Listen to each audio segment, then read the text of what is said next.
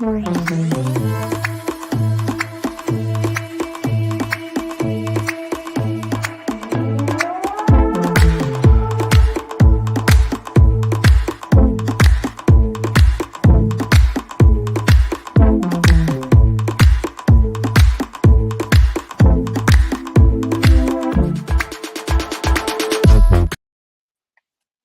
good morning, and welcome everybody to another episode of Quality Perks.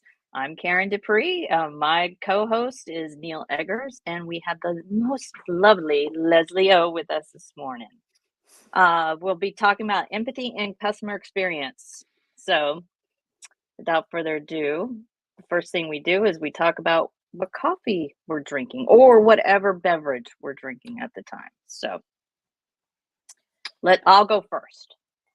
I thought I was going to get real fancy this morning. I was going to do an espresso, but I went ahead with my coffee. But I made it special, so I put it in my Let It Snow mug because for Christmas, holidays, and everything else coming up, I'm hoping for snow.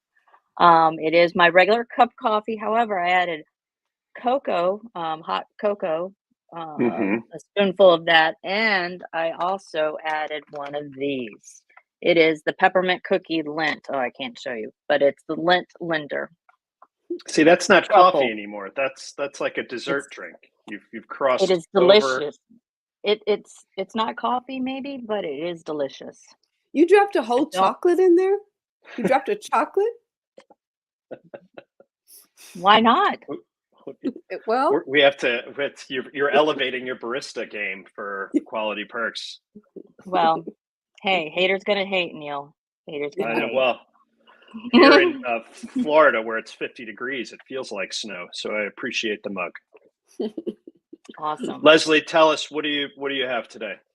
I'm having a cup of hot black coffee in my favorite mug. I drink Pete's. I love this. It's an addiction. When I wash the pot at night, I say goodbye, good night. I'll see you in the morning. So this is a unfancy but most beloved beverage. I like how you wash your pot. Yeah. You wash your pot. That's yeah, I do. So yeah. I've learned that apparently in our pre-production show that I need to wash my coffee pot more than I do. So thank you for bringing that to my attention. I will do that after the show. Not a shameless plug, but I enjoy the Callzilla espresso cup here. So I'm enjoying a double espresso from my Nespresso machine that I apparently need to clean more. So we'll get working on that after the show. But Leslie, tell us a little bit about you, what you do, what you're here to talk about. We've known each other for probably decades now through different associations and professional groups. But for our audience, tell us a little bit about yourself. Sure. I'm Leslie O'Flahaven. My company's called eWrite. I'm coming to you from the Washington, D.C. area today, where it's a little bit warmer than in Florida, but still gloomy. My company's mission is to help people learn to write well at work, and I avidly care about the people who communicate with customers in email, chat, social media, text, in knowledge articles and self-service content, because they are some of the hardest working writers in the workplace. So I'm glad to talk about empathy today. Some companies think empathy is an elegant option. Some think it's too legally risky to even indulge, and others expect their agents to kind of cough out their heart every single time they communicate with customers. So I guess maybe we'll do a Goldilocks today and try to figure out what's the just right amount of empathy.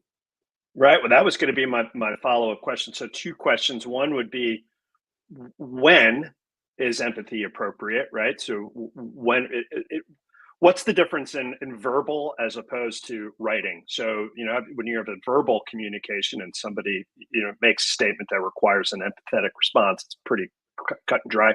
But from a writing perspective, when you may be sending different responses back and forth, either through email or through chat or social media, talk to us a little bit about your recommendation about when that should happen and how you should do it. Okay, in customer care, there's 2 ways we express empathy. One is human, because we are receiving human communications. We are human, and it's a natural and a well respected and desired skill to express empathy. That's the human way. And the other way is practical. If you're a company and you want customers to believe that you care about them, accept your answers when you give them to them, and to go away and not repeatedly complain about the same thing. Keep being a customer, but not repeatedly complain about the same thing. You need to express empathy. So empathy is necessary for human reasons and for practical reasons. So when do you recommend that how many times, right? So if to your point, if a customer keeps expressing it, how do you express empathetic responses in a way that achieves that goal of the customer, understanding that you the agent understand or hearing the issue, Mhm. and we can move towards a resolution? Probably they won't, the customer won't keep coming back over and over and over with the issue if you express empathy as early as possible in the problem. There's a direct relation between delaying empathy and increasing the number of contacts. So when we respond emotionally to customers in writing or in speaking, we can apologize to them or we can empathize with them. Companies are pretty prepared and willing to apologize, especially insincerely. They're very Right. willing to do that. We regret any inconvenience this may have caused, which is just like a bone dry, insincere Hmm. apology we toss out all the time. If we start with sincere empathy, if that's the first emotional connection we make, the chances are great that we won't have 6, 7, 8 communications on the same topic. So you may have stepped into a question that I want to ask a little bit later, but how do you avoid a bone dry, canned, empathetic response that all of us, as making another painful contact center attempt, right? We're like, okay, yeah, I know I know how you're really sad, or you're Yeah, yeah. really like, what are some tips and tricks that you recommend so that it's not that bone dry, canned response? Right. We're not here for the I understand how frustrating that would be. We're not here for Hmm. that, right? So there's a few tips and tricks. One is use the customer's own words back. That will be less bone dry. So the customer says, I was disgusted when I found a hair in my oatmeal, right? Then you can say, I understand why you were disgusted. We don't say, I understand how frustrating that would be. You can say, I understand why you were disgusted.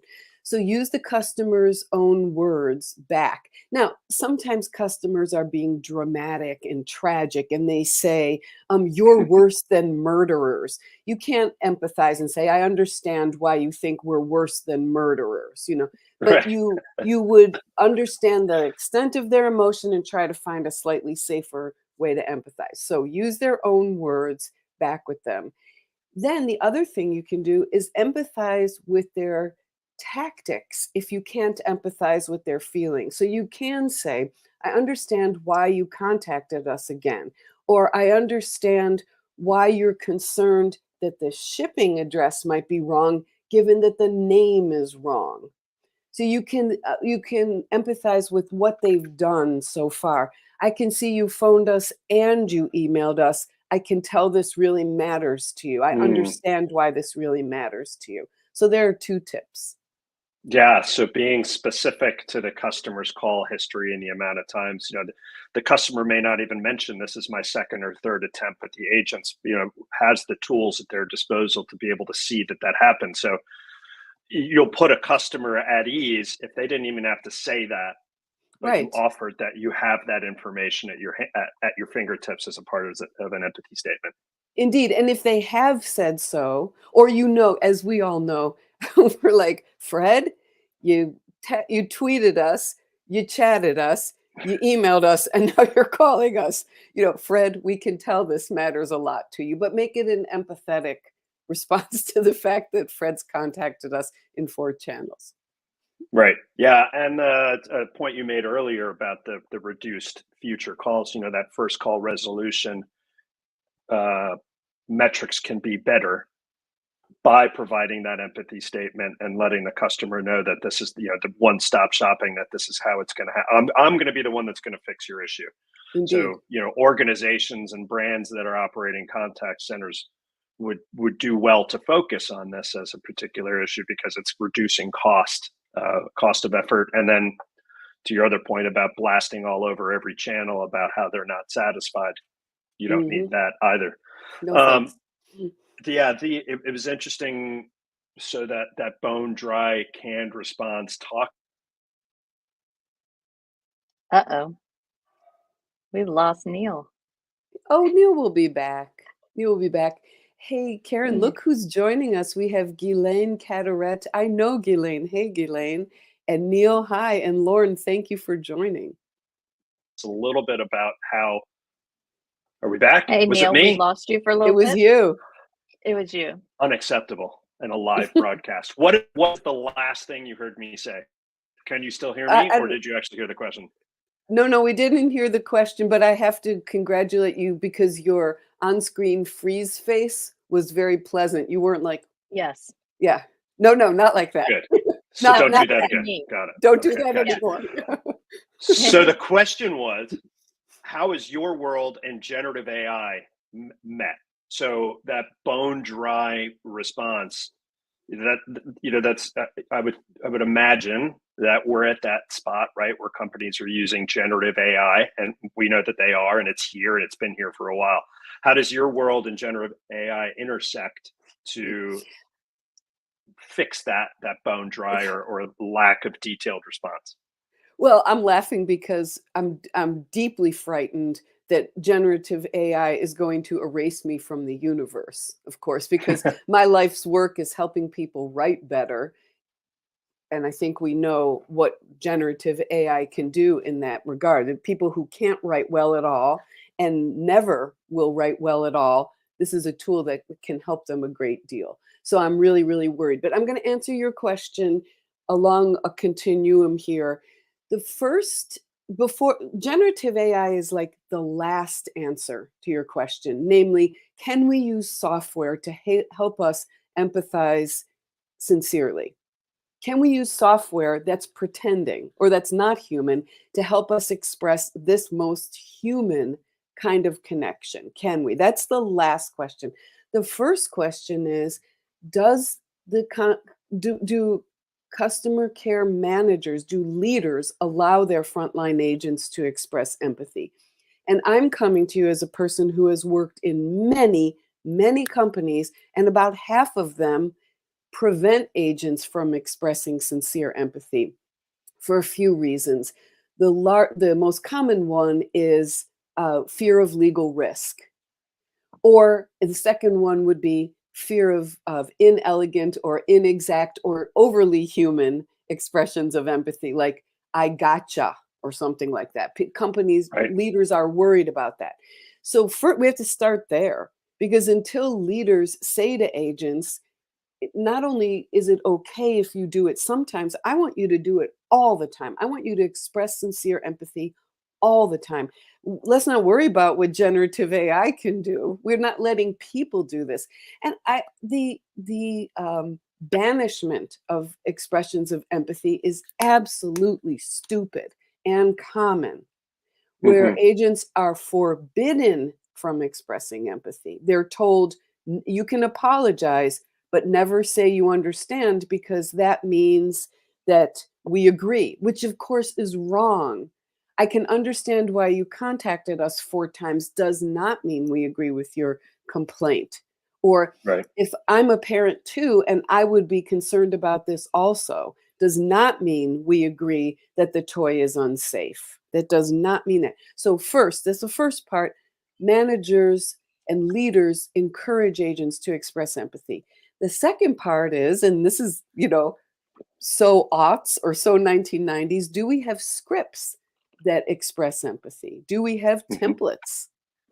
And I believe we should have empathy templates. There are lots and lots of people who will say that's inconsistent with sincerity. You can't pre-write a Valentine.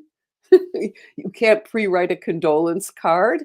You have to write that yourself. Those are empathetic expressions. But I don't agree. Customer service work is really hard, and it's corrosive to the capacity to feel empathy and to express it. It damages the agent's capacity for empathy. So we can, if we allow them to express empathy, we should provide them with some ideas of how to start. And in my work, I've got 20 copy and paste empathy statements you can use today, 40 empathy statements for when you don't really agree with the customer, 6 empathy statements to use in social media. Give them something to start with. They don't have to invent this out of whole cloth. Now, can generative AI express empathy? If frontline agents can use the 20 empathy statements I wrote, they can use the ones generative AI wrote. You see what I'm saying? If we're allowing them to use a resource that they don't create every time they answer a Facebook post, then they can use the generative AI statements that ChatGPT creates, but the frontline agent, the human, needs to be able to edit it so it sounds and is sincere and accurate. So with all generative AI use, the generative part of creating writing is taken care of by the software, but the editing, evaluation, and quality check The human, is done by the human element. human. Right. Yep. So we're not done. We just didn't have to make it ourselves. Okay. Right. But I'm that's getting the sweaty. important. I'm getting sweaty. Right. I Yeah. care too much.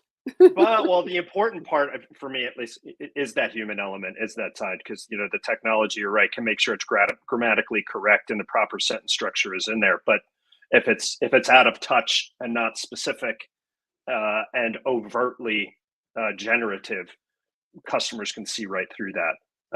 So where your work of teaching people how to recognize that and to be able to deliver those statements appropriately and in a way that's not corrosive, to them as humans. And I love that statement that you made, because it's so true. It is contact center work is really hard, and it's only getting harder, Right. with expectations. So those two things intersecting are super important. Especially with all those Karens out there. So I don't go there because I would say 37% of my friends are named Karen. It's a demographic thing. I'm of the Karen era, and I don't shop at Chico's, but I'm who they're marketing to. right, exactly. And I guess I lost internet again. No, you're still here. I'm still here. Good. Must be The it last must be question. Florida. The last question I had was how this intersects in quality programs, and your experience with that. So how do you go about measuring empathy from a quality perspective? Because most forms that we work with did the agent express empathy? And that's such a wide question. Yes. So I mean, what are your thoughts on that? well, I kind of need to reach for a Kleenex because it makes me sad. Did the agent express empathy? I always think about what do we really want to measure? And that is not, did the agent express empathy? That is not a default. It's if the conversation could have been improved by expressing empathy, did the agent express empathy? Right. So most customer service conversations require some kind of empathy, but not all of them. Yeah. You say you get a complaint, my package was supposed to be delivered on December 6th, it arrived on December 7th. Apologize, get the package there, refund the shipping, and leave. You're done. You don't need to be like, I understand why on-time delivery matters to you. It just sounds Right. dumb. And it's inherently already known, right? Right. So like I understand why salmonella might be a concern for you. It's just, just not really good. So so first we want anyone who writes a quality form and anyone who uses it to be able to distinguish between sympathy and empathy and to trust the agents enough to let them decide which is called for. If both are needed, Did it happen? If only one is needed, did that happen? You know, I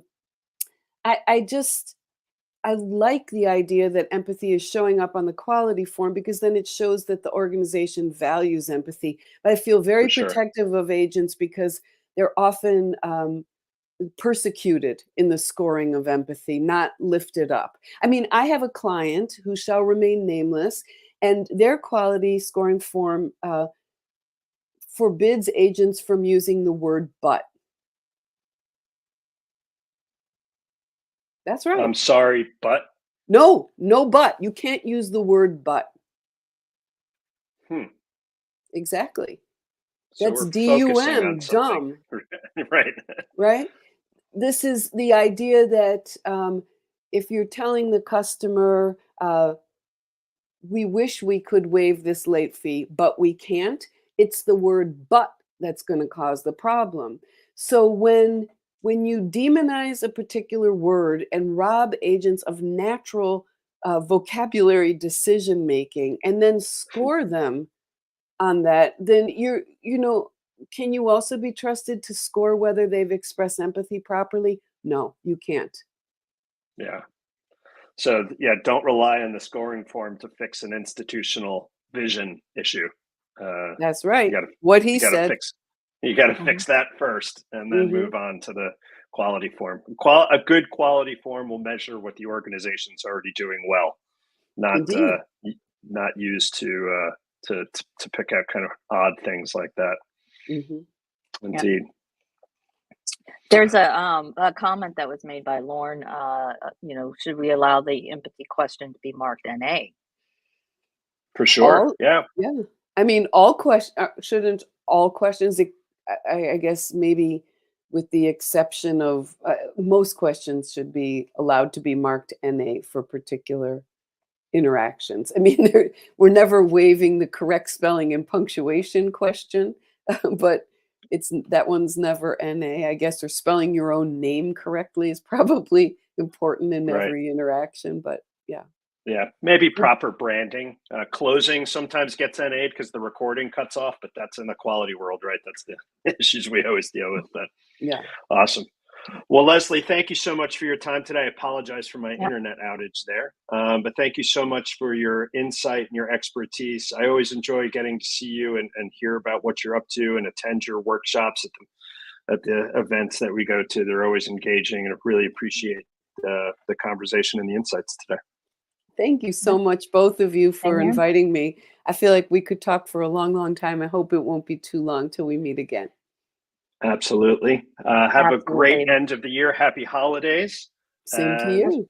we'll see you soon. All right. Sounds Sounds good. great. Thank Take you. care. Bye-bye. Bye.